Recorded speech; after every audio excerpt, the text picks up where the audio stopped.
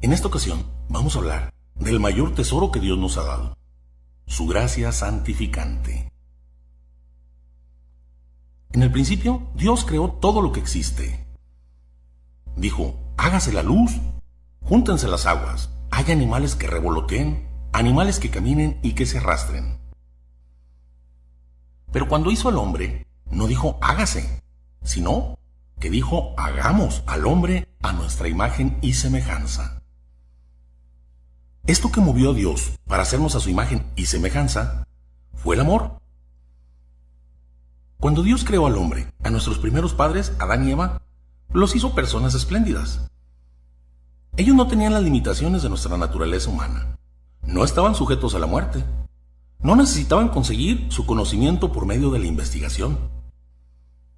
No necesitaban estar vigilantes sobre su cuerpo, sino que su espíritu llevaba el control. Dios les dio unos dones preternaturales que no pertenecen a la naturaleza humana. Aunque se puede decir que ellos sí estaban diseñados para poder recibir estos dones. Y así de ese modo, Adán y Eva hubieran vivido en la tierra si hubieran seguido el plan de Dios. Y después de un periodo en la tierra, hubieran entrado en la vida eterna en cuerpo y alma, sin tener que morir. Todo esto era fabuloso. Pero aparte de estos dones, Dios les dio a Adán y Eva un don sobrenatural, que solo pertenece a Dios. Y esto era que participaban de la propia naturaleza divina. El Espíritu Santo fluía y llenaba las almas de Adán y Eva. Es a esta vida sobrenatural a la que nosotros conocemos como gracia santificante. Ahora, este plan de Dios no era solo para Adán y Eva, sino que era para toda su descendencia. O sea, también para nosotros. Dios quería que todos viviéramos esa vida sobrenatural en la tierra. Y después lo viéramos en el cielo cara a cara por toda la eternidad.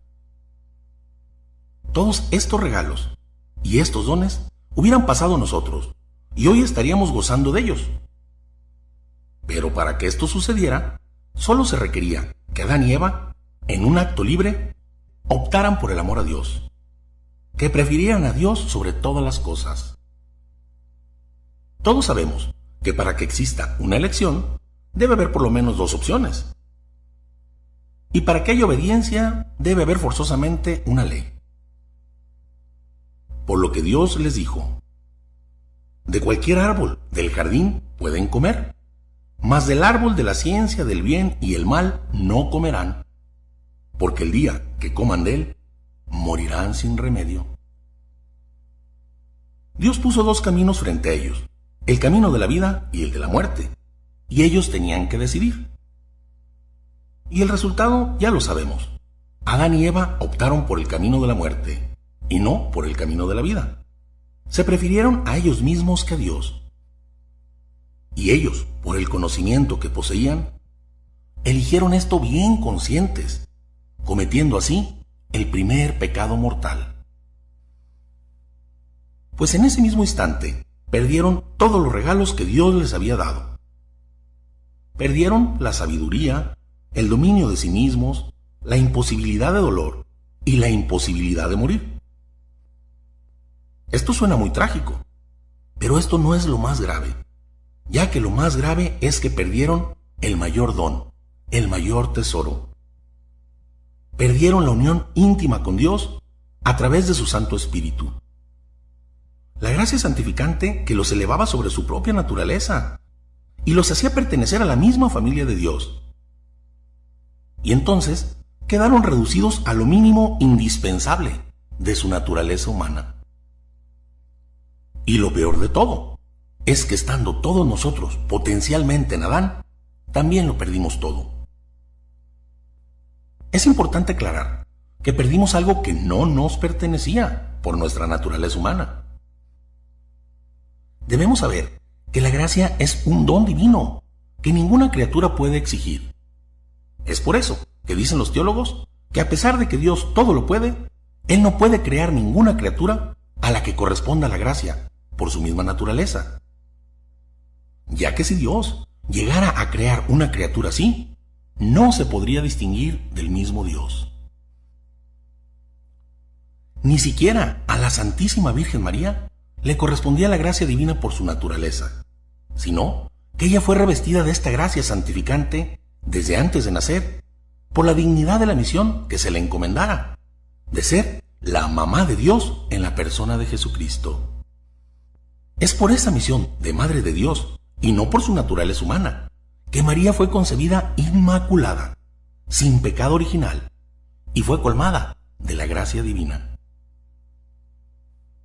Por eso, nadie puede reprochar a Dios por estos dones y gracias que perdieron Adán y Eva para ellos y para nosotros. Por poner un ejemplo humano, es como si alguien le regalara $10 millones a nuestro papá antes de que naciéramos. Si nuestro papá cuidara ese dinero y lo incrementara, cuando naciéramos también gozaríamos de él. Pero si nuestro papá agarra ese dinero y se va a Las Vegas y lo apuesta todo y lo pierde, ¿qué pasaría? Pues nosotros nunca gozaríamos de ese dinero. Y esto no sería culpa del que le regaló esos $10 millones a nuestro papá. Pues esto que perdieron Adán y Eva, para nosotros, es más grande que todo el oro del mundo, pues es de valor infinito. Por esa acción de ellos, perdimos la vida divina. Y el hombre, entonces, continuó siendo a imagen de Dios, a imagen del Hijo, pero privado de la gloria de Dios, quedó privado de la semejanza divina. Esto es a lo que nosotros llamamos nacer con la mancha del pecado original. Aunque en realidad no es una mancha. Más bien, es la ausencia de la gracia santificante que debería estar en nosotros, y no está. Es la ausencia del propio Dios en nuestra alma. Es por eso que al nacer, nuestra vida solo es natural, y tiene lo necesario para una vida conforme a nuestra naturaleza humana. Pero nuestra alma es un alma muerta a la vida sobrenatural. Es un alma espiritualmente a oscuras, con total ausencia de la luz divina y del Espíritu Santo. Dios, por el amor eterno que nos ha tenido, no se quedó pasivo después de este pecado, sino que quiso resolver este dilema. Y pesó en la balanza de su justicia divina que solo el mismo Dios, que es infinito, podía restituir el honor ofendido a un infinito, o sea, al mismo Dios. Entonces, el Redentor, que tendría que reparar esta falta cometida, tendría que ser verdadero Dios. Pero a la vez, si quería pagar por el linaje humano, tendría que ser verdadero hombre, para poder cargar con nuestro pecado y así expiarlo.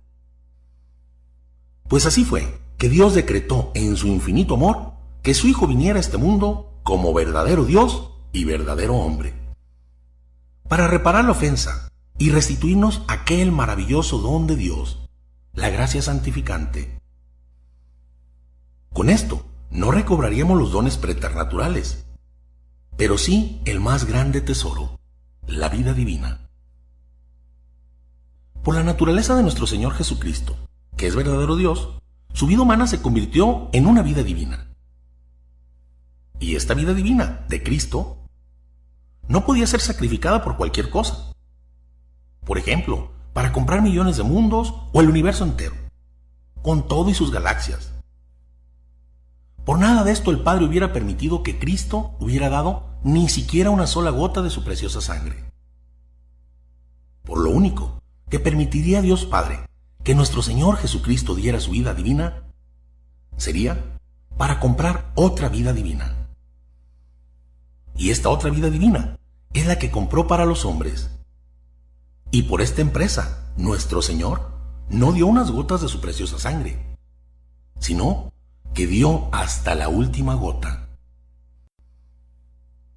Ahora, ¿por qué Dios actuó así? ¿Qué no podía Él, que es omnipotente, haber dicho? Simplemente, que regrese la gracia santificante a los hombres. Todos sabemos que Dios es el único creador. Crear significa sacar algo de la nada. Así, para crear la luz, a Dios le bastó con una palabra. Al igual lo hizo para crear las plantas y los animales. Y por un movimiento de su voluntad, dio vida a los ángeles y con un soplo de su boca a los hombres. Con 3 palabras resucitó a Lázaro. Y con otras palabras levantará de su tumba a nuestros cuerpos mortales y los hará inmortales el día del juicio final. Pero he aquí el gran misterio.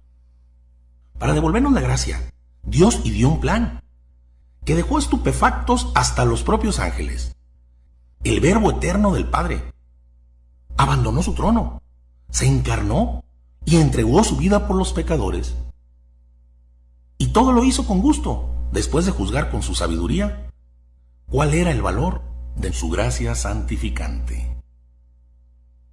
Así es de preciosa la gracia santificante, que la vida y la sangre de Cristo fueron el precio que Dios quiso pagar por ella.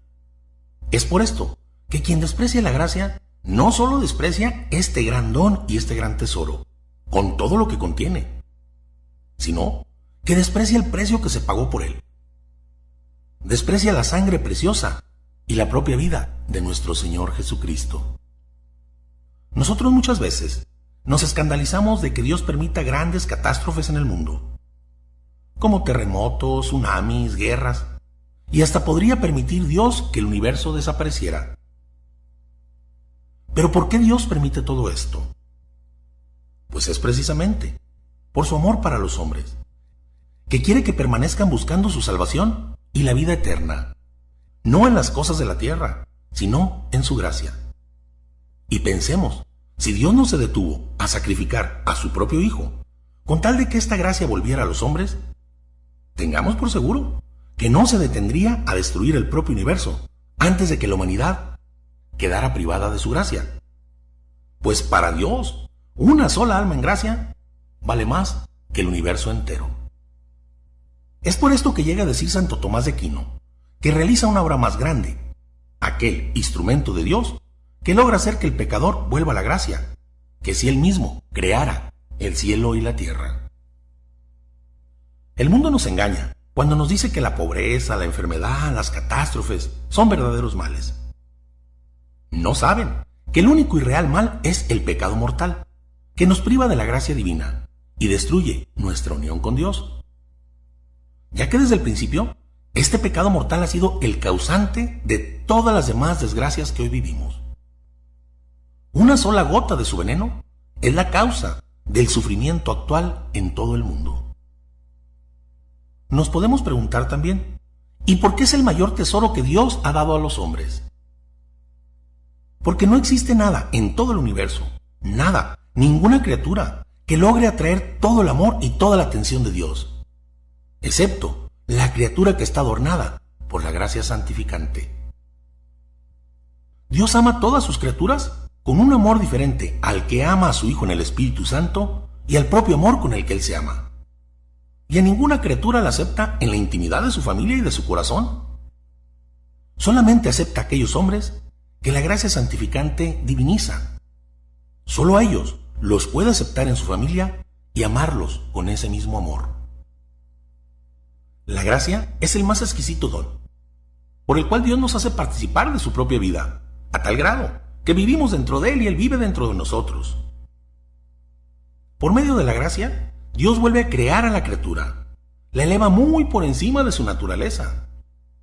Por la gracia somos limpiados del pecado mortal, somos fortalecidos en nuestra voluntad para el combate espiritual. La gracia va renovando, transformando y transfigurando nuestra alma, que queda envuelta en un resplandor sobrenatural y le comunica a nuestra alma una semejanza muy especial con Dios. Es el mismo Dios quien se reproduce en nuestra alma, imprimiéndole su propia imagen. Por la gracia, somos admitidos a la vida de la Santísima Trinidad. Somos hechos hermanos de Jesucristo, hijos de Dios Padre y templos vivos del Espíritu Santo. Y por la gracia, poseemos de forma inmediata a las 3 divinas personas. El Evangelio según San Juan nos dice: y el Verbo se hizo carne y habitó entre nosotros, y hemos contemplado su gloria, gloria que recibe del Padre como Hijo único, lleno de gracia y de verdad, y de su plenitud hemos recibido todos. Pues esta gloria que contemplamos en Cristo y esta gracia a que se refiere la Sagrada Escritura cuando dice lleno de gracia, es la misma gracia que recibimos todos los que formamos parte del cuerpo místico de Cristo a través del bautismo. Aunque aquí hay que aclarar una cosa. Él es lleno de gracia por su propia substancia y su propia naturaleza divina, o sea, por pertenencia. Y a nosotros nos comunica esta gracia como un don, como un regalo por adopción. Y no existe mayor tesoro, nada más precioso en el universo, ya que junto con la gracia santificante se nos dan todos los demás bienes sobrenaturales, y sin ella no se nos da ninguno. Esta es la buena nueva, este es el principio y el fundamento de todo el Evangelio. Solo por la gracia santificante podemos aspirar al mayor bien que existe en el universo, el poseer a Dios por toda la eternidad. Es a esto a lo que se refería San Pablo cuando dijo: ni el ojo vio, ni el oído oyó, ni al corazón del hombre llegó lo que Dios preparó para aquellos que le aman.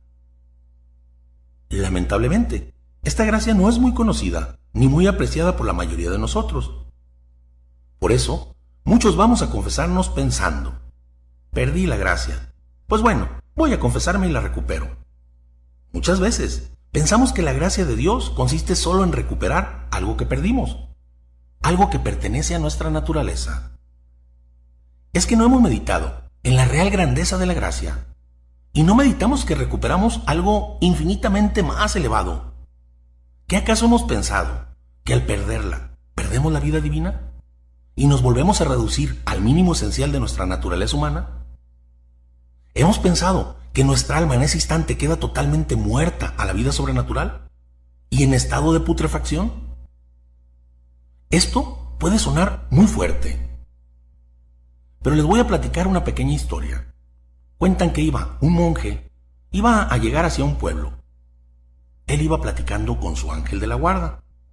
Él tenía la gracia que Dios le había dado de poder ver a su ángel guardián y platicar con él. Antes de llegar al poblado, pasó por donde estaba una persona muerta, un cadáver. Esta persona tendría 10, 12 días de muerta. Su carne ya había empezado a descomponerse y emitía un fétido y desagradable olor. Entonces el monje, con su hábito, se tapó la nariz, volteó y vio a su ángel y su ángel como si nada.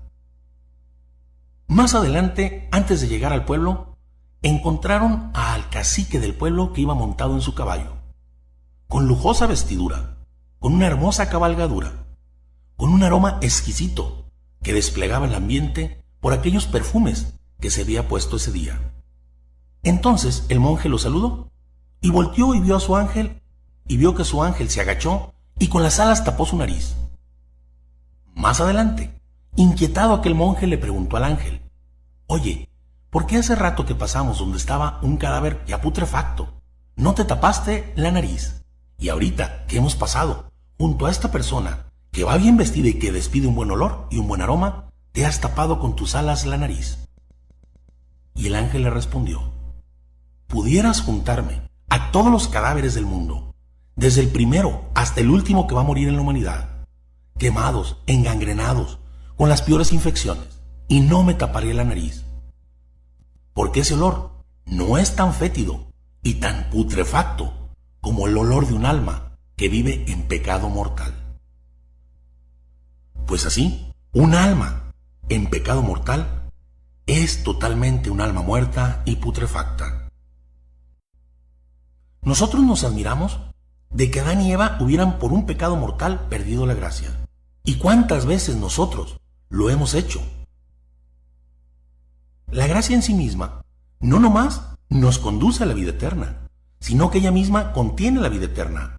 Recibimos participación de la santidad de Dios, penetra nuestra naturaleza humana y se apodera de ella, y la purifica de toda mancha, volviéndola perfectamente bella. Así como una gota de agua, que es arrojada en un vaso de vino, y toma el mismo color, olor y sabor que el vino, así por la gracia, nosotros quedamos absorbidos en Dios, y participamos por ella de su propia santidad. Por esta gracia, somos sacados de nuestra naturaleza, somos puestos por encima de todo lo creado, lo visible y lo invisible. somos elevados sobre la dignidad de los propios ángeles. Y por esta gracia pertenecemos nosotros a la raza de Dios, al igual así como las palmeras pertenecen al reino vegetal y el león pertenece al reino animal. Nos dice San Cirilo de Alejandría que somos participantes de la naturaleza divina, y no solo de nombre, sino que en realidad nos deificamos. Y en el Evangelio según San Juan dice: Jesús le respondió: ¿no está escrito en su ley, ustedes son dioses? Y San Pablo nos dice en la segunda carta a los Corintios: mas todos nosotros, con el rostro descubierto, reflejamos como en un espejo la gloria del Señor, y nos vamos transformando en esa misma imagen cada vez más gloriosos. Debemos saber que el mismo Espíritu Santo, que descendió sobre el seno de María para engendrar a nuestro Señor Jesucristo, por la gracia, desciende sobre nuestras almas, para formar ahí espiritualmente al Hijo de Dios, y para reproducir en nuestra alma la misma imagen de Cristo. Por la gracia somos regenerados, como dice San Pablo a Tito. Dice: Él nos salvó, no por obras de justicia que hubiéramos hecho, sino según su misericordia, por medio del baño de regeneración. Cuando San Pablo habla del baño de regeneración, se refiere al bautismo, que al traernos al Espíritu Santo y con él la gracia santificante, nos vuelve a generar, o sea, hacernos de nuevo. La generación es por la cual un padre le transmite a su hijo su propia naturaleza. Nosotros no fuimos engendrados por Dios, fuimos creados, y poseemos una naturaleza distinta a la de Dios, porque primero fuimos creados, pero después, por el bautismo, somos recreados o regenerados, y somos entonces adoptados en la familia divina. Pero aunque somos hijos adoptivos, somos verdaderos hijos. En la vida natural o humana, alguien puede adoptar un hijo, y le puede dar sus apellidos, su amor, y puede educarlo y mantenerlo. Pero hay algo que no puede hacer. No puede ser que este hijo participe de sus genes o de sus rasgos y que se parezca a él. Pero cuando Dios nos adopta, Él sí puede compartirnos su propia naturaleza y hacernos semejantes a Él por ese maravilloso tesoro de la gracia santificante. La Escritura nos dice: pues a los que escogió los predestinó para ser semejantes a la imagen de su Hijo, para que Él sea el primogénito de numerosos hermanos. Ahora, un padre humano que adopta un hijo por amor, procurará alimentar a su hijo con la mejor comida, con la más nutritiva que sus posibilidades le permitan. Pues nosotros hemos sido adoptados por el Padre más providente que existe. Fuimos adoptados por el propio Dios, y Él procurará alimentarnos con un manjar divino e infinitamente provechoso. Por eso, Él da a todos sus hijos lo más precioso que pudiera darnos. Y nos da a comer el cuerpo de su propio Hijo, y nos da a beber su preciosísima sangre, y en este manjar nos da su propia alma y divinidad. El mismo Dios omnipotente no podría darnos un alimento más grande, cuya virtud nos invadiera de tanta gracia y santidad. Imagínense ustedes el valor que tiene la vida de gracia, ya que tiene que ser sostenida por este sagradísimo alimento. Veamos otros efectos de la gracia santificante en el hombre. La gracia es el mayor antídoto contra el pecado.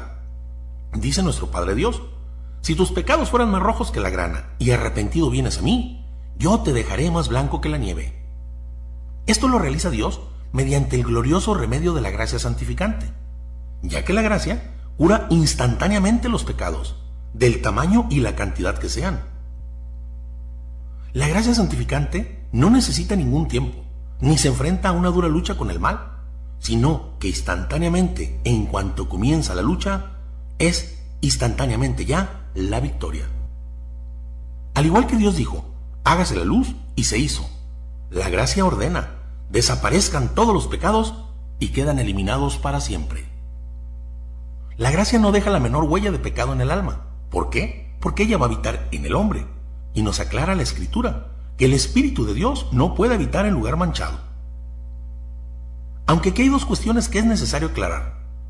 Por la gracia santificante, el pecado es eliminado para siempre, pero también se exige por parte del hombre la reparación o expiación. Y la gracia elimina el pecado, pero no elimina la inclinación a él, aunque sí lo fortalece para la lucha y lo dota de lo necesario para despreciar lo creado, combatir el mundo y vencerlo. Y ahí ya depende de la correspondencia de la voluntad del hombre con la gracia para lograr esta victoria. La gracia nos reviste de un poder insospechado contra el pecado. Esto nos lo dice el mismo Jesucristo en San Lucas diciendo: yo voy a enviar sobre ustedes la promesa de mi Padre. Por su parte, permanezcan en la ciudad hasta que sean revestidos de poder desde lo alto. San Bernardo dice que el poder del Verbo eterno del Padre se manifiesta en que hace todopoderosos a los que confían en Él a través de su gracia. San Pablo nos dice: todo lo puedo en aquel que me fortalece. San Juan Crisóstomo llama a la gracia muro impenetrable y dice que tiene poder para llenar todas las dificultades y para hacer que podamos llevar con paz todas las cargas. San Agustín dice que el que no se entrega voluntariamente al pecado y se deja sostener por la gracia divina puede más fácilmente dominar la carne de lo que la carne pudiera encender sus pasiones. Es por la virtud de esta gracia que un hombre avaro se vuelve generoso, un libertino se vuelve casto, un orgulloso se vuelve humilde. Por la virtud de la gracia han sido sostenidos los mártires en sus más crueles tormentos, y por esta virtud son sostenidas las vocaciones religiosas y sacerdotales. Es también por esta virtud que un publicano recaudador de impuestos, Mateo, se vuelve apóstol del Señor, y un perseguidor rabioso de los cristianos, Pablo, se convierte en un valiente mensajero de la buena nueva. La gracia tiene el poder de cambiarnos en hombres nuevos, como lo hizo con Saúl, cuando el profeta le anunció: penetrará en ti el Espíritu del Señor y serás transformado en otro hombre. Y así fue. De un humilde pastor fue transformado en un poderoso rey, temido por sus peores enemigos. Pues de esa misma manera, el Espíritu Santo, por medio de la gracia, hace de nosotros dominadores sobre nuestras pasiones.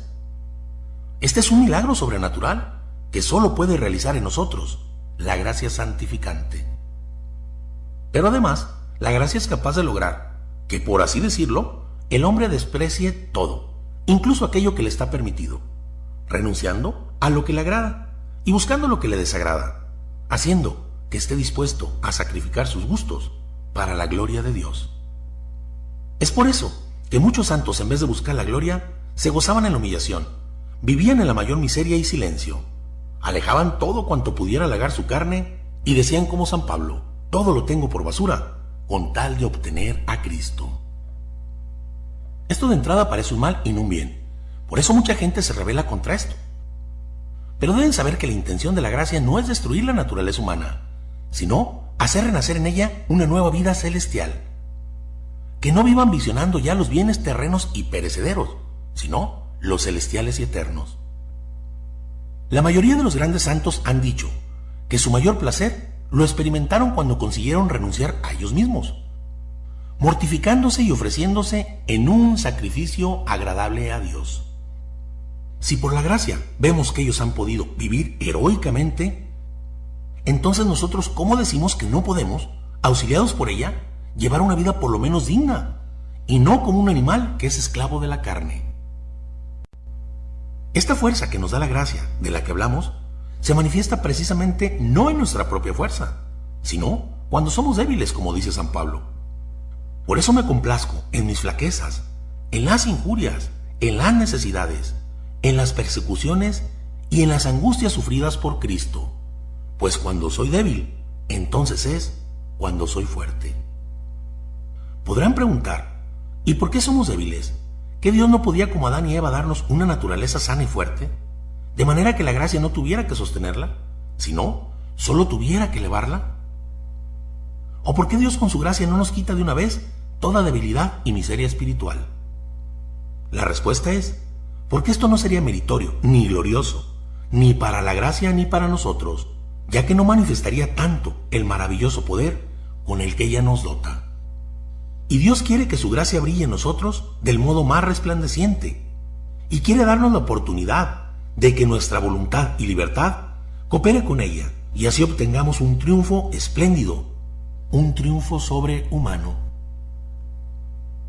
Otra cualidad o efecto de la gracia es que le da un valor inmenso a nuestras buenas obras. Aquí se recompensa al que realiza las obras por medio de la gracia, en justicia a la gracia. Por eso dice la Escritura, y si es por gracia ya no es por obras. De otro modo, la gracia no sería gracia.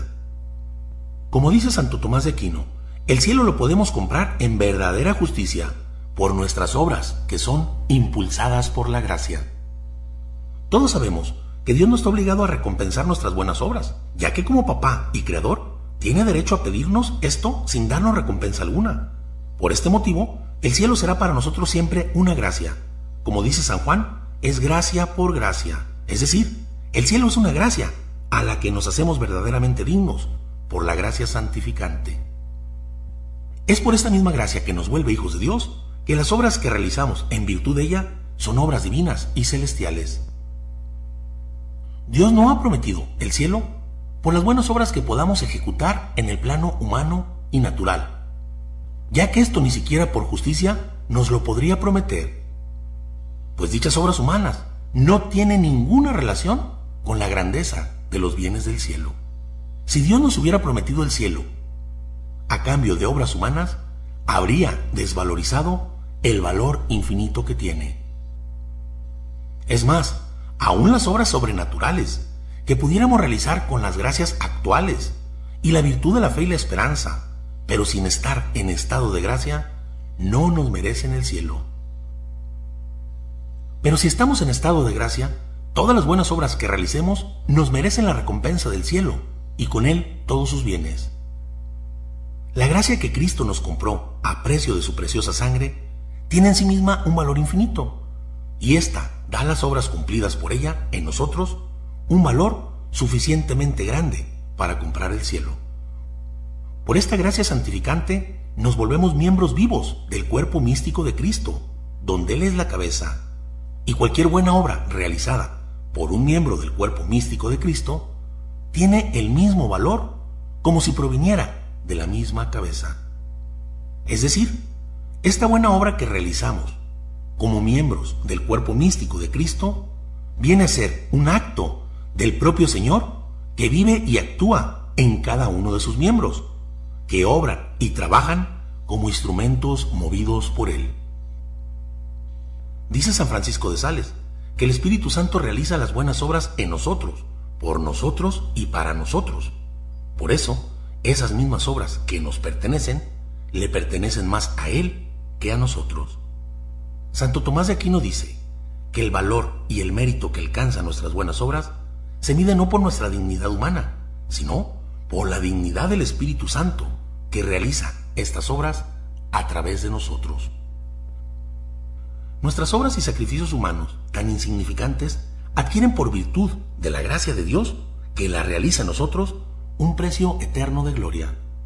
Mientras por el contrario, pudiéramos realizar los trabajos más grandes y más hermosos, pudiéramos convertir a pueblos enteros, socorrer a todos los pobres que existen, dedicar toda nuestra vida a alabar a Dios, y aunque sufriéramos todo cuanto han sufrido los mártires, y practicáramos los ayunos que han practicado los santos monjes y ermitaños, si estamos privados de la gracia divina, todo ello de poco serviría, ya que nuestras obras no merecerían el menor grado de gloria eterna. Mientras que viviendo en estado de gracia, no es necesario hacer grandes obras y grandes penitencias. Por ejemplo, simplemente el pronunciar dulcemente el nombre de Jesús, el obsequiar un vaso de agua al prójimo, el elevar una pequeña oración a Dios o el ofrecer un sufrimiento momentáneo, con eso ya hemos merecido el cielo. Por la gracia que transfigura nuestra naturaleza y nuestras facultades, el acto bueno más insignificante que realizamos es más precioso que todos los actos juntos de todos los hombres. Y difieren unos de los otros en la misma medida en que difieren los actos racionales de los hombres y de los que proceden de los actos irracionales de los animales. Ahora, ya que la gracia es la que da valor a nuestras obras, cuanto mayor grado de gracia poseamos, mayor valor adquirirán nuestras obras, ya que a mayor gracia, más aumenta nuestra dignidad, y esta mayor dignidad se le comunica a nuestras obras. Así pasa también en el mundo natural. Le damos más valor a un acto realizado por un superior que por un inferior. Por ejemplo, se le paga más a un general que a un soldado, aunque los dos juntos fueron a la misma guerra. En lo espiritual es igual. Puede que haya dos personas que practiquen la misma mortificación o realicen la misma obra buena y una adquiera más mérito que la otra. Y es que el corazón del hombre es como un campo estéril, que es fecundado solo por la gracia. Y al igual que un campo que recibe más abono y lluvia, produce frutos más hermosos y mejores que el campo que recibe menos, aunque en los dos se haya sembrado lo mismo. Pues así, un corazón abundantemente bañado por la gracia debe llevar frutos más dulces y mejores que un corazón que ha recibido esta gracia en menor cantidad. No como una lluvia abundante, sino como un simple rocío. Y es que con la gracia, la facultad de amar se intensifica. Por eso debemos apresurarnos a acrecentar la gracia en nosotros. Gracia que se acrecenta con la oración, la recepción de los sacramentos, las obras de caridad y cargando día a día con gusto nuestra cruz. Dios mismo nos anima y nos empuja a ello. Nos dice que el justo siga practicando la justicia y el santo siga santificándose. Miren que vengo pronto y traigo mi recompensa conmigo para pagar a cada uno según su trabajo. ¿Y por qué es urgente que nos apresuremos a acrecentar esta gracia? ¿Por qué? Porque nuestras obras que practiquemos en un futuro tendrán menor grado meritorio si no la aumentamos. Y esto es una pérdida incalculable e irreparable para toda la eternidad. Y además, también nos exponemos a perder lo que hemos adquirido. Esto es como si estuviéramos con un montón de centenarios entre nuestras manos, dentro de un río impetuoso. Si no nos movemos de ahí y si no luchamos contra la corriente, lo más probable es que el río nos vaya arrebatando poco a poco este tesoro de las manos. Y es posible que también seamos arrastrados junto con él. Escuchemos con atención la terrible advertencia que nos hace nuestro Señor. Dice: al que tiene mucho se le dará más todavía, pero al que tiene poco, aún lo poco que tiene, se le quitará. Existe otro medio que el propio Espíritu Santo nos da para aumentar la gracia santificante, y estas son las gracias actuales, con las que debe colaborar nuestra voluntad para aumentar en nuestra alma la gracia santificante.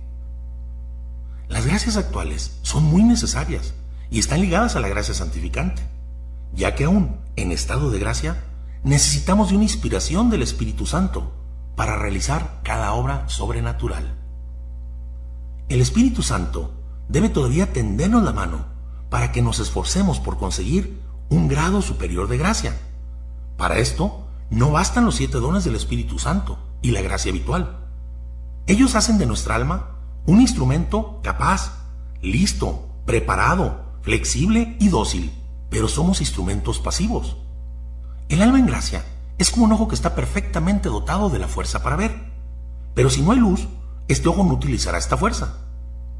Pues así, para que el instrumento dotado de la gracia y los dones produzca su efecto, debe ser puesto en movimiento por un maestro, lo cual lo lleva a cabo el Espíritu Santo por su influjo, a través de una gracia actual.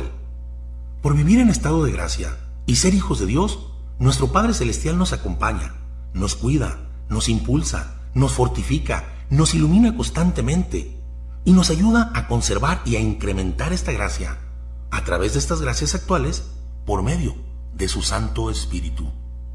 Es por esta gracia que el Espíritu Santo habita en lo más profundo de nuestra alma y por medio de estas gracias actuales golpea sin descanso en la puerta de nuestro corazón para excitarnos al bien, nos exhorta a la virtud y nos sostiene cuando titubeamos, ya que también la gracia actual nos ayuda a evitar el pecado mortal cuando vienen las fuertes tentaciones y aún también nos ayuda a no caer en pecado venial. Ahora imagínense, para el pecador habitual, que está privado de la gracia santificante y los dones del Espíritu Santo, que ni siquiera es un instrumento flexible ni dócil para luchar contra el pecado, pues para él son mucho más necesarias las gracias actuales, ya que en él las pasiones están en todo su vigor y lo arrastran de un pecado a otro, lo arrastran de oscuridad en oscuridad. No es más que un hombre carnal que gime bajo el yugo del pecado y no puede por sí mismo librarse de él. En este caso, la asistencia del Espíritu Santo es incomparablemente más necesaria, pero su derecho a gozar de ella es totalmente nulo. ¿Por qué? Porque este pecador que despreció la gracia pagó a Dios sus bondades con demasiada ingratitud.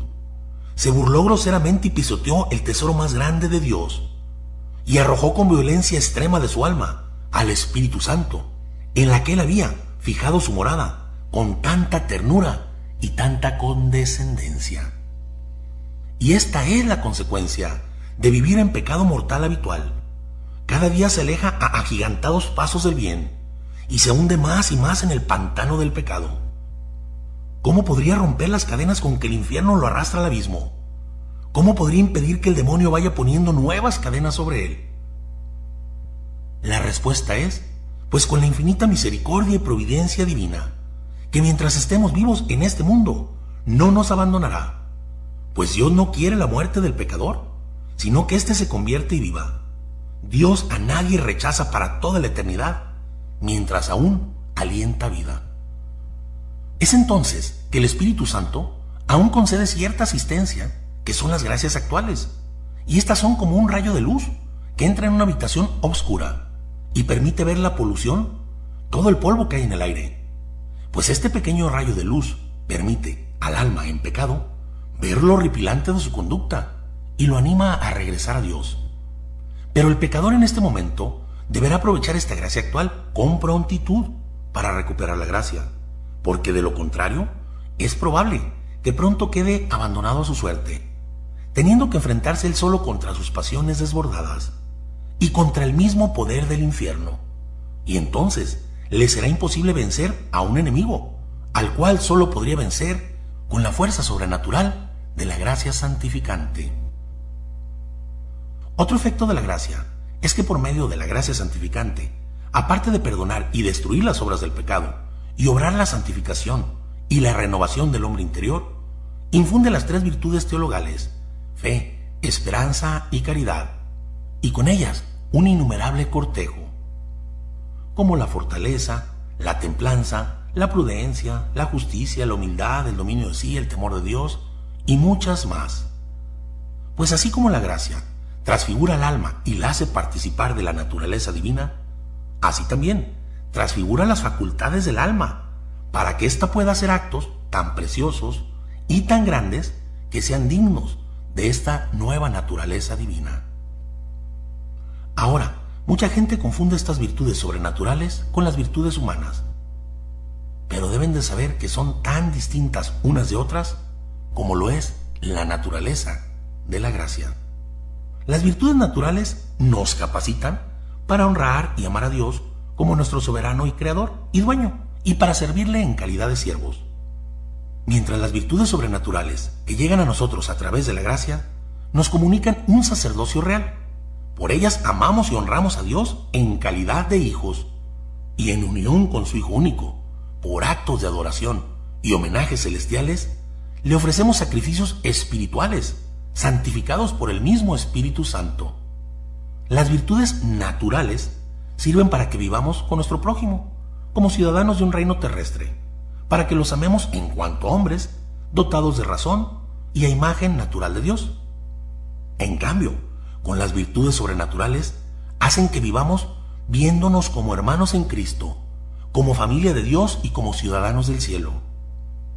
Por las virtudes naturales nos comportamos como seres racionales, elevados sobre la condición de los animales, y seguimos los dictados de la moral natural puesta en nuestro corazón respecto a la modestia, la templanza y la castidad.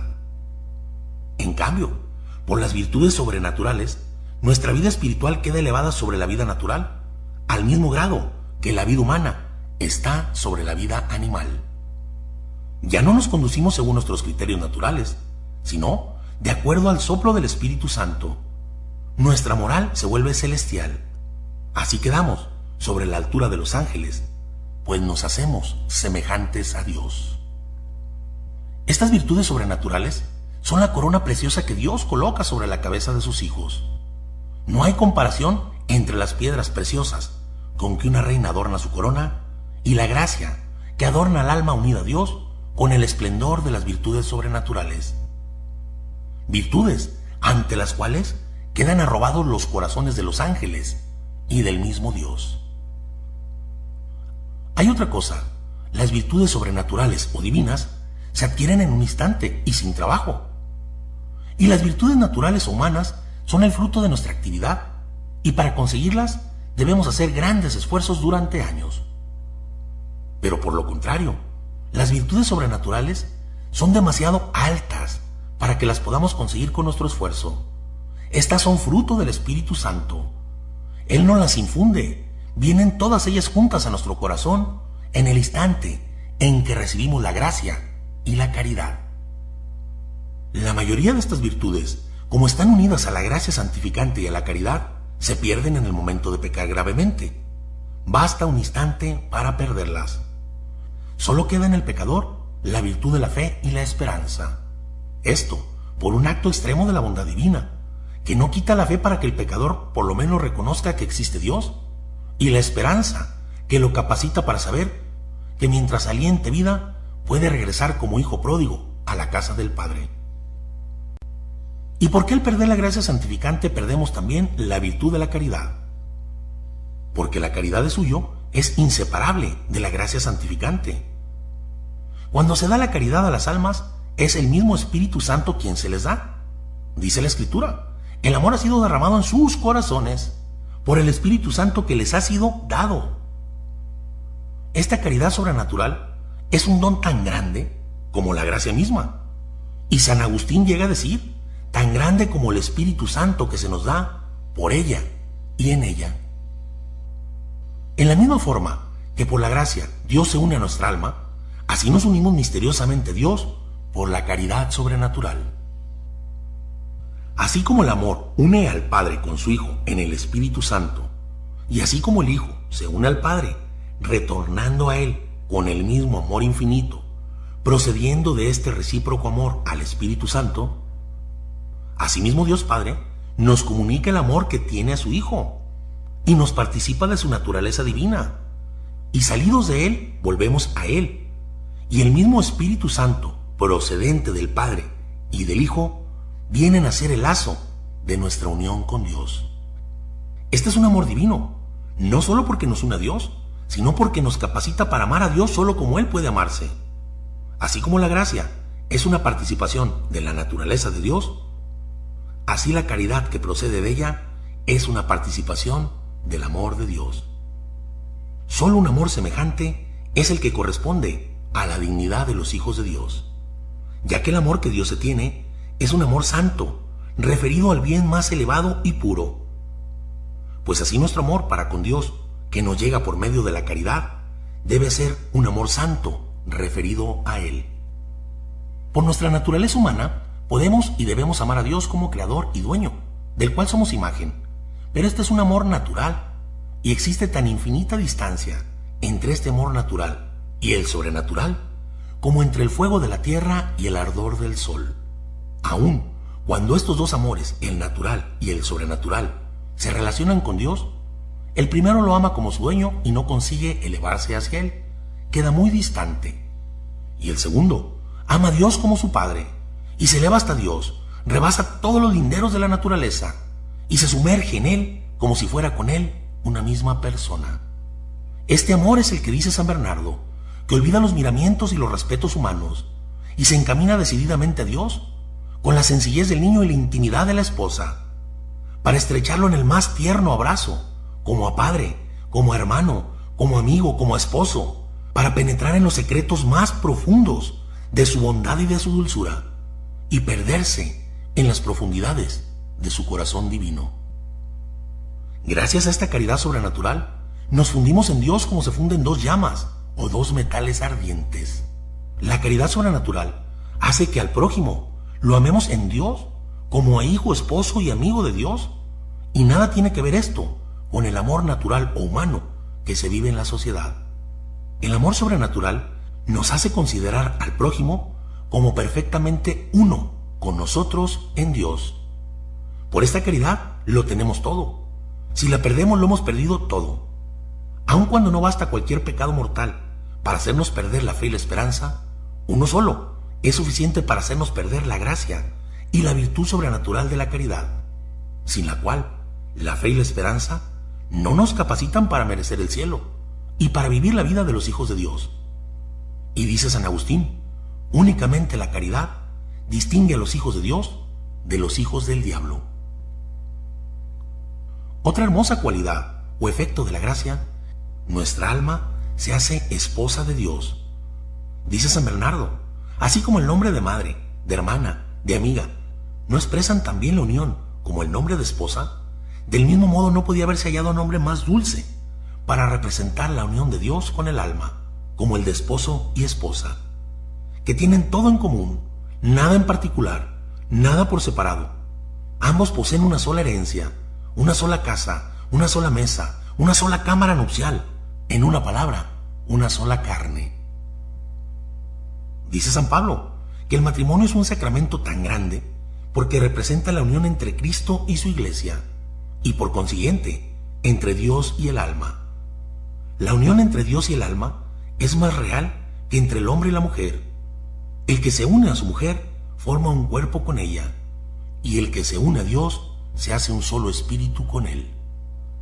Por esta gracia, Dios sumerge el alma en el océano de su luz, la estrecha entre sus brazos de amor, y la une así tan fuertemente que no la puede arrancar ningún poder, ni celestial ni terreno. Unida al alma a Dios de esta manera, desaparecen todas las barreras que de él la separaban. Como hija estaba el alma retenida aún por el amor filial. Como amiga, no tenía sobre Dios derecho alguno, pero como esposa, puede aproximársele sin temor, poseerlo eternamente y exclamar: yo pertenezco a mi bien amado, y él se vuelve hacia mí.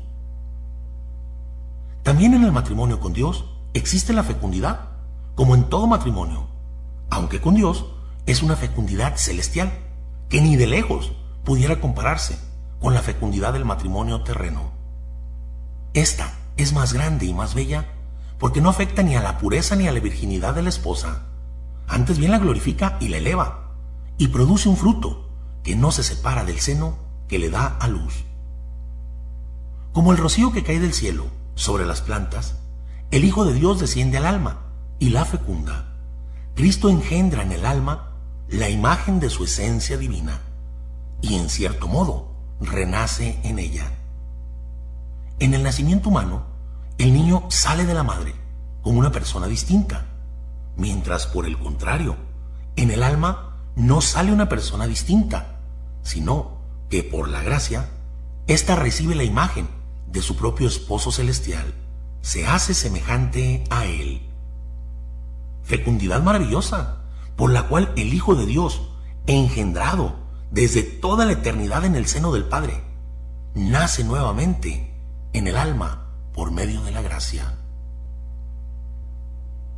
Veamos otro efecto de la gracia, y esta es la belleza que confiere al alma. Hoy estamos en el siglo de la belleza física. Nunca se había mirado a la gente tan preocupada por esto. Hoy muchísimas personas están interesadas en conseguir la belleza a cualquier costo. Por todos lados se anuncian cirujanos plásticos, gimnasios, ejercicios, dietas, maquillajes, bisutería, ropas, cremas y tantas cosas que hacen lucir a la persona más bella. Pero esta belleza que procuran conseguir es belleza de hielo, porque al igual que el hielo se derrite, y es como el humo, porque así se desvanece con el tiempo. Nuestro concepto de belleza es tan pobre, tan terreno, tan humano, que no logra atraer la mirada de Dios ni por un instante, sino es para menospreciar nuestro orgullo. Ya que para Dios, la persona bella es aquella que se deja vestir y hacer por Él, que es el mayor modista y el mejor artista del universo. Deberíamos hoy empezar a preocuparnos por la belleza real y permanente, la eterna, que no se ve con los ojos materiales, pero que una vez haya transcurrido esta vida terrena, será observada en todo su esplendor por todos los santos, los ángeles y hasta por el mismo Dios. Debemos saber que el alma a través de la gracia santificante se convierte en un alma hermosísima, se transforma en una forma divina, recibe una belleza ultraterrena, se convierte en el espejo sin mancha de la misma belleza y majestad de Dios, queda revestida de los preciosos ornamentos del Rey Dios le imprime sus propios rasgos divinos, como lo hizo con el propio Jesucristo.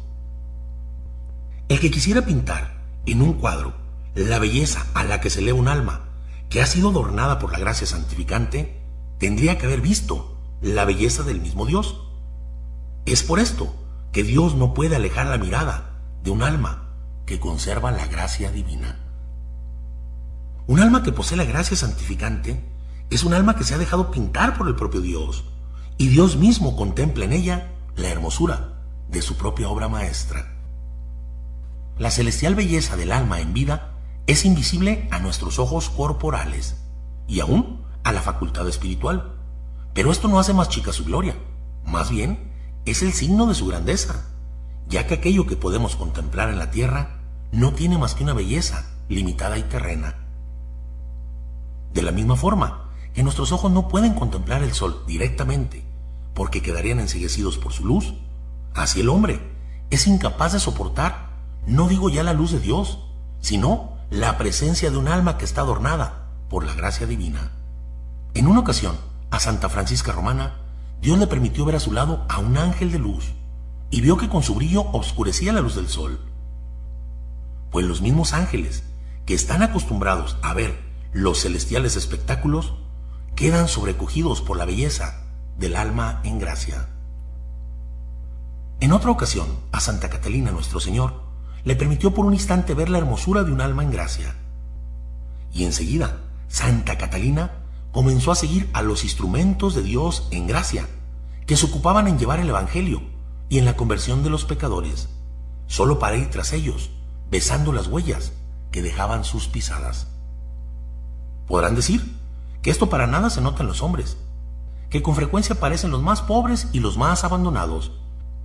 Pero ¿quién diría que aquel que buscaba un albergue para nacer y no consiguió sino un abrevadero de bestias, y no se le notaba ninguna grandeza en particular, era el Rey del universo? ¿Quién hubiera reconocido el humilde y pobre María de Nazaret a la reina de toda la creación? Nos dice San Pablo: pues yo digo, mientras el heredero es menor de edad, en nada se diferencia de un esclavo. A pesar de ser dueño de todo, el menor de edad ni siquiera tiene conciencia de sus derechos y de sus riquezas, ni es reconocido por los hombres. Pero cuando entra en el reino de su Padre, entonces se manifestará en él toda su gloria. Todo adorno material en el hombre es exterior, dejándolo intacto en el interior. Igual pasa con la riqueza, los honores, la belleza física. Esto es algo que afecta a la superficie, no al interior. Mientras la gracia, como una luz divina, penetra al alma enteramente en todas sus partes y en todas sus facultades, hasta lo más recóndito de su esencia, y la glorifica con una hermosura celestial. Estamos habituados a ver el sol, y por eso ya no nos maravilla su luz. Pero si solo lo pudiéramos ver una sola vez en nuestra vida, quedaríamos encantados y maravillados. Mas, sin embargo, este sol es solo como una sombra al lado de un alma que por la gracia recibe la imagen del mismo Dios y todo lo bello y glorioso que hay en él. Pues la gracia no solo hace que reflejemos esa luz divina, sino que hace que el alma participe del propio resplandor de Dios. Ahora, si el sol transforma los planetas oscuros en brillantes estrellas, la gracia santificante hace de nosotros estrellas espirituales del firmamento espiritual, con una infinidad de perfecciones por encima de las estrellas materiales, a las cuales una sola alma en gracia, con su luz, opacaría. Es por lo que nos dice el profeta Daniel, que los justos brillarán como estrellas por toda la eternidad. Y San Agustín dice que una sola alma en estado de gracia no se compara ni con todos los coros de los ángeles juntos.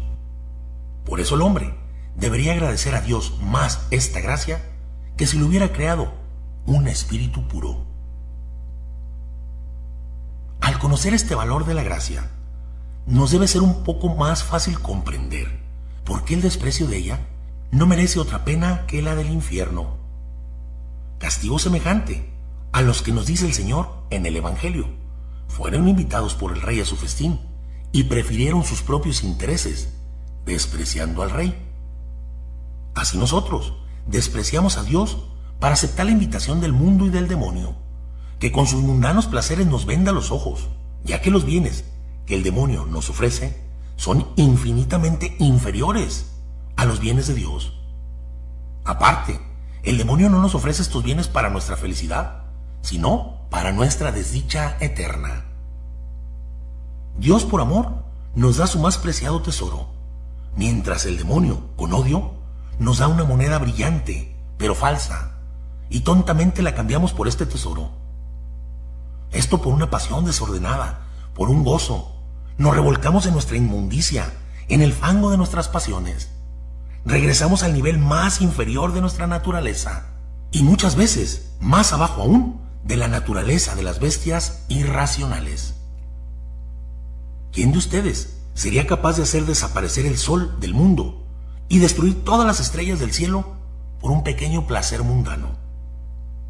¿Quién de ustedes sería capaz de hacer desaparecer todo el mundo creado por un capricho o por una codicia? Pues sepan que la pérdida de todo esto no es más grande que la pérdida de la gracia. Nunca sería suficiente nuestro duelo si llegamos a destruir en nosotros el paraíso de la gracia. ¿Por qué? Porque perderíamos el reflejo de la naturaleza divina, nos privaríamos de la reina de las virtudes, la caridad, lanzaríamos a nosotros al Espíritu Santo con todos sus dones, rechazaríamos nuestra filiación con Dios, la amistad de Dios, el derecho a la herencia, todo el fruto de los sacramentos y nuestros propios méritos. En una palabra, desecharíamos a Dios, al cielo y a los tesoros de la gracia. Mientras los que aceptan la dignidad a la que Dios los eleva y se arrepienten de sus pecados y cambian de vida, realizan obra más grande que resucitar a un muerto, que sacar a un hombre de la nada, ya que con su contrición pueden resucitar a su propia alma y librarla de la muerte eterna. Como dice San Juan Crisóstomo, es más grande resucitar a una alma herida que resucitar a un cuerpo. Dice San Agustín, si Dios te ha hecho hombre y tú te dejas mover por su gracia y te haces justo, realizas una cosa mejor que la hecha por Dios. ¿Quieres convertirte en un espectáculo glorioso? No ya para el mundo, sino para los propios ángeles. Trabaja por conservar y aumentar la gracia en ti y en tu prójimo. Si supiéramos la riqueza y la belleza que obtenemos a cada grado de gracia que aumentamos, por un solo acto de virtud, buscaríamos todas las ocasiones posibles y no despreciaríamos tantas oportunidades diarias que tenemos. Es seguro que si pudiéramos hacer milagros y curar a alguien con un pequeño movimiento o sacar a alguien de la pobreza, lo haríamos. Pero ¿por qué nos portamos entonces tan crueles con nuestra propia alma cuando le negamos un aumento de gloria, ya que cada grado excede en hermosura a todo lo natural y aventaja en grandeza a los mismos milagros? Pues hasta aquí hemos contemplado unas pinceladas de lo que es este maravilloso don, este maravilloso tesoro que llevamos en vasijas de barro. Sería vano todo lo que hiciéramos por adquirir la gracia y aumentarla, si una vez conseguida no la conserváramos hasta el fin de nuestra vida. De nada nos serviría. Es más, su pérdida sería más vergonzosa que si nunca lo hubiéramos tenido. Por eso, debemos siempre estar atentos para conservar este tesoro, llevándolo en esta débil vasija de barro.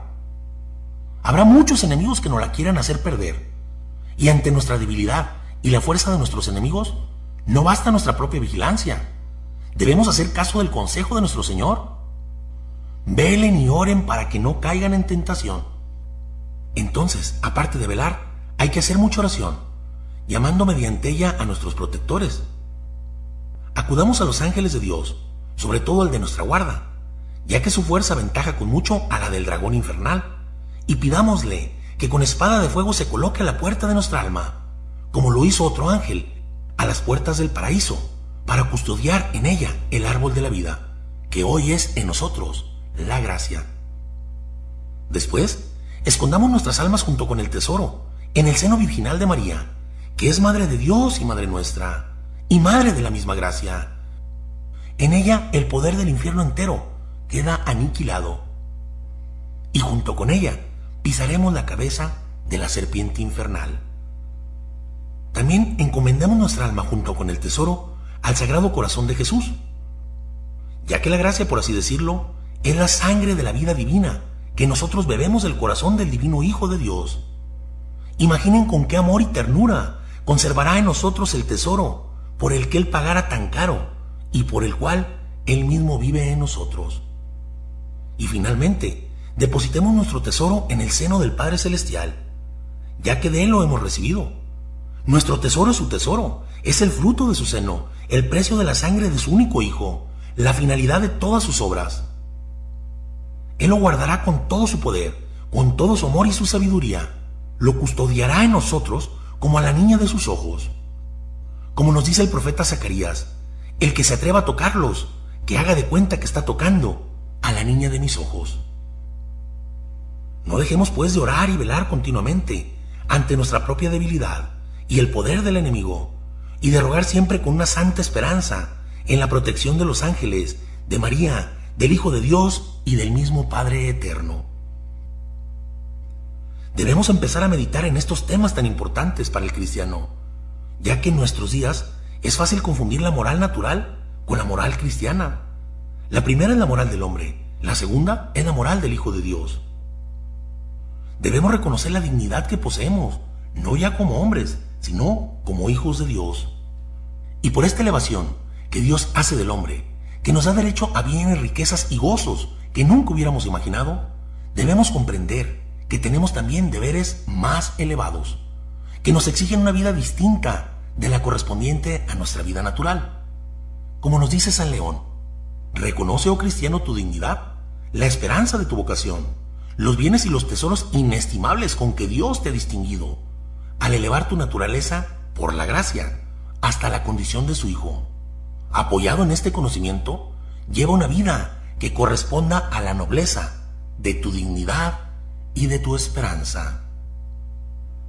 O sea que nos dice que vivamos como verdaderos hijos del Rey del Universo, haciendo honor a su nombre, que dejemos de vivir esa vida natural, que aunque fuera moralmente buena, siempre gira en torno al hombre y a la misma naturaleza. O sea que no busquemos solo tender hacia el bien natural, sino hacia los ideales más altos, hacia las cumbres. Que no encontremos nuestro descanso ni aun en las criaturas más elevadas, sino únicamente en lo más alto, en el seno del Padre Celestial. Que nada de lo que hagamos sea para nosotros, sino que sea por Dios y para Dios, que vivamos en Él y por Él y para Él, hasta que lleguemos también nosotros a decir, ya no soy yo quien vivo, sino es Cristo quien vive en mí. Que nuestra vida, aunque no sea comprendida por los hombres, no nos alarme, porque bien sabemos que nuestra vida está oculta con Cristo en Dios, es decir, oculta e incomprensible al hombre natural. Como dice la Escritura, el hombre natural no conoce las cosas del Espíritu de Dios, pero el hombre espiritual lo juzga todo. Debemos saber que la vida cristiana se llama espiritual, no solo porque el Espíritu tenga dominio sobre la naturaleza, sino porque comienza a vivir en el Espíritu y en la vida divina, y es guiada sobrenaturalmente por el Espíritu de Dios. El mundo racionalista desprecia este modo místico y sobrenatural de vivir del auténtico cristiano. Pero no por eso hemos de esconderlo, sino sacarlo a la luz y defenderlo con todas nuestras fuerzas. En lo que el mundo desprecia se encuentra precisamente la gloria, la grandeza y la nobleza del cristiano. Como dice la Escritura, lo que parece locura en Dios es mayor sabiduría que la de los hombres. Por eso es necesario que conozcamos nuestra fe, para que conociendo la magnitud de la dignidad a la que Dios por la gracia ha elevado al hombre, vivamos conforme a ella, tanto en las situaciones prósperas como en las adversas, esperando nuestro feliz término, que es la unión eterna con Dios, alentados por el conocimiento que tenemos de lo que somos, ya desde esta vida, cuando estamos en gracia. Es muy necesario que conozcamos más, ya que nadie puede desear o amar lo que no conoce. Por eso, debemos decirle al Señor diariamente, para amarte más y más, Señor, deseamos conocerte más y más, y hacer nuestras las palabras del apóstol San Pedro que nos dice, que la gracia se les aumente cada día, junto con el conocimiento de nuestro Señor Jesucristo. Oremos. Padre Todopoderoso, tú que según el designio de tu voluntad nos has adoptado por medio de la gracia y nos predestinaste para que como hijos tuyos seamos santos e inmaculados en tu presencia, concédenos la sabiduría y danos las luces para que no despreciemos este maravilloso don por el cual tú arrancaste a los hombres del polvo de su mortalidad y los adoptaste en tu divina familia. Por la preciosa sangre derramada por tu Santísimo Hijo Jesucristo, haz, Padre, que entendamos el valor inestimable de esta gracia, comprada a precio de sangre divina, y así merezcamos gozar de los frutos de la redención. Todo esto, Padre, te lo pedimos por los méritos de nuestro Señor Jesucristo, que es Dios, y contigo vive y reina en la unidad del Espíritu Santo, por los siglos de los siglos. Amén.